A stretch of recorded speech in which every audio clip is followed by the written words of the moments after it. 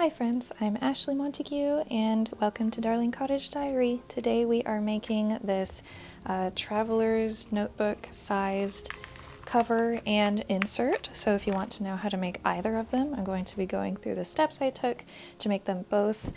I really like the size of the traveler style notebook because it's pretty narrow, and I also have never journaled with the dots before. I've always had lined or blank pages, and I wanted to try it out a little bit. So I created two different printables, the cover that you see with the little lady's face and all of this vintage and Victorian ephemera, as well as the dotted pages. You can print both of those out from Ephemera Club, and I will link that below. Any tier gets access to all of the printables. I've been uploading there for a year and a half. There's plenty of things to choose from, but this is a little bonus one for this month because I was just in the mood to do it and I wanted to share it with you guys.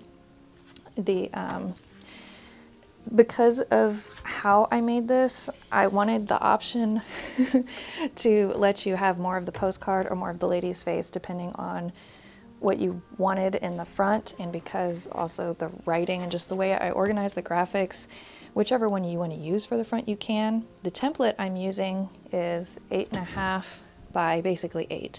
So if you print it out, you're really just cutting off, if you have an American printer, that is, you're cutting off that part of the 11 and leaving the 8.5. You're just cutting off those, what is that, 3 inches, however you want. And I wanted more of her face showing, so I cut off the little button part, and I'll be using the rest of it for ephemera later. And then with the dotted pages, this paper is not plain printer paper. I decided to use it's called resume paper, and it's cotton, and it just has a much nicer texture. It's also nicer to paint on, which is why I did that rather than regular printer paper. Obviously you can use what you want, but I want to be more intentional about painting directly in my journal this year. And so that's what I did. And also I decided, well, it was kind of an accident, but it worked out. I have alternating dotted pages and blank pages. I'll show you how to do that in just a second. But if you want every single page dotted, you have to double print. So you have to print on both sides the dotted paper. The dots are very, very fine. They're very, very light lilac. Part of my issue of trying to, find a journal that I was comfortable with investing in. The dots were just too bold, and I know that doesn't bother some people. It was gonna bother me. So they're very, very fine because I just wanted them as a guide to drawing directly in my notebook as well as painting directly in there. They're also not lined up kind of in a grid pattern as much. They're almost in a diamond pattern.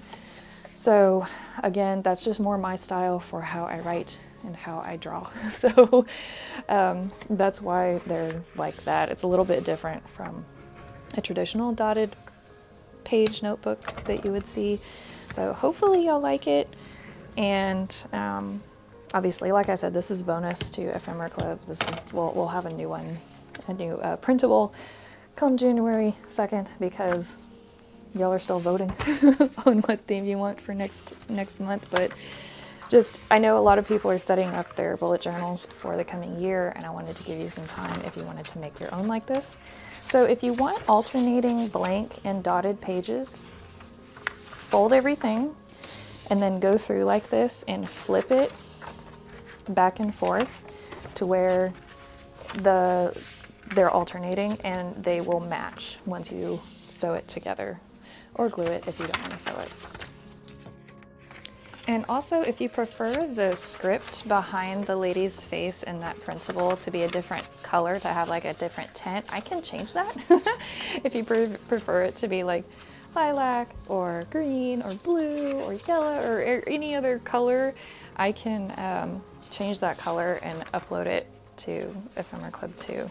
So just let me know in the comments if you prefer a different color, because I want everybody to be able to customize this to what they like and really kind of make it your journal for the year.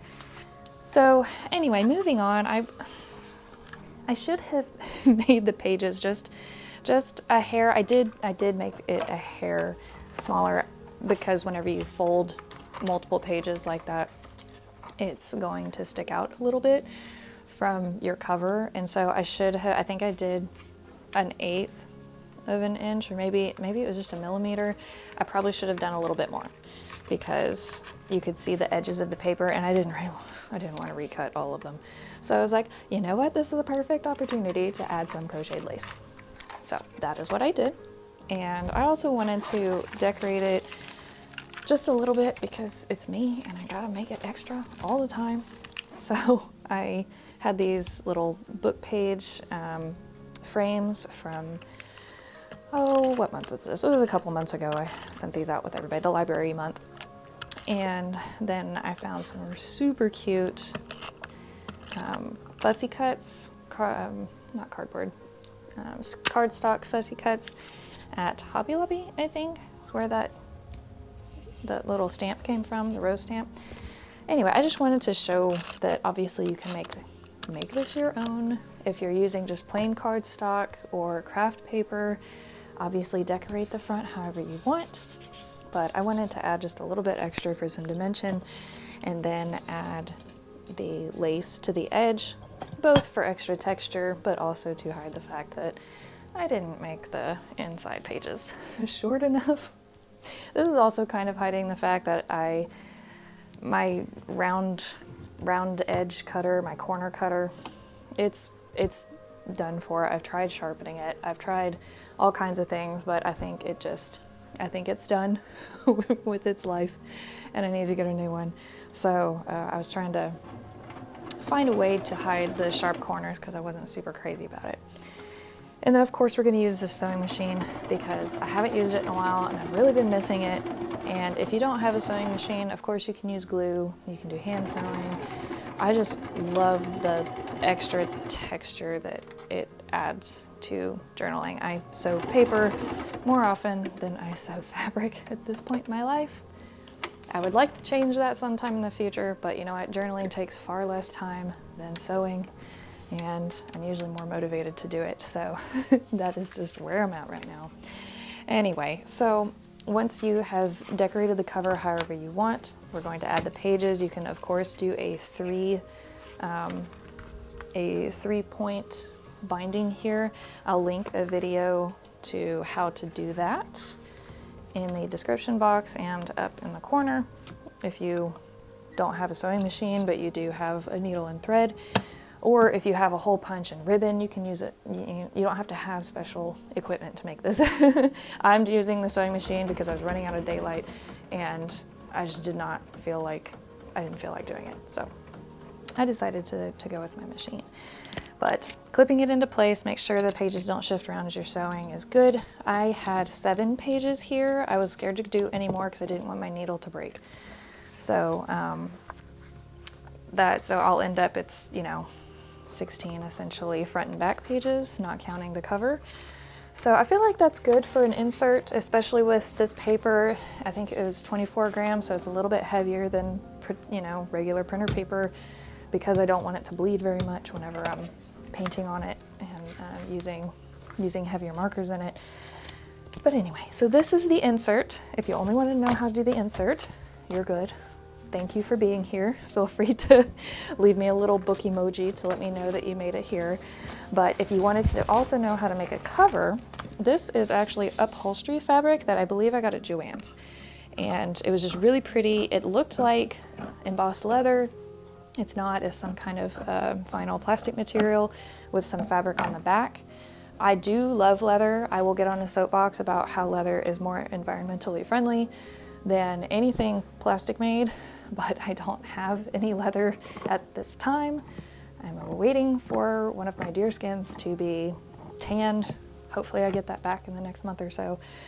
But plus I just really like the design here, and I wanted to line it with some pretty coquettish type of fabric, which I don't even remember where this is from. I've had it for years, but I don't know. I guess I've been inspired by the whole going to the Nutcracker ballerina vibe, and this coming year, and I'll talk about setting up my journal and kind of plans for trackers and stuff next week, but I think my word for the year is always choose one.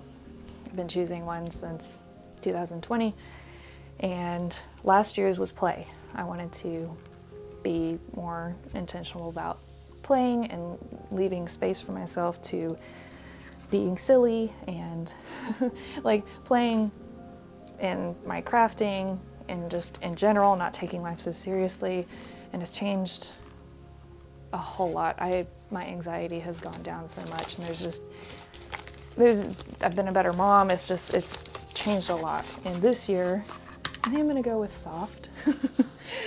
Life doesn't have to be that hard, and that's kind of what I'm gonna focus on, being softer and enjoying soft things. And not that we don't have to be a super strong person, but anyway, I said I'll talk about that next week.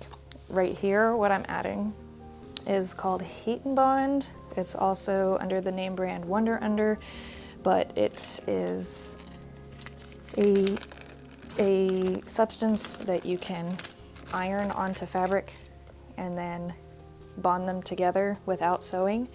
I did this for 2 reasons: so that the cotton fabric didn't move around and pillow against the more structured outer fabric, but also so that it doesn't fray on the edges, because I didn't want to use pinking shears. I do like the look of pinking shears, but not always.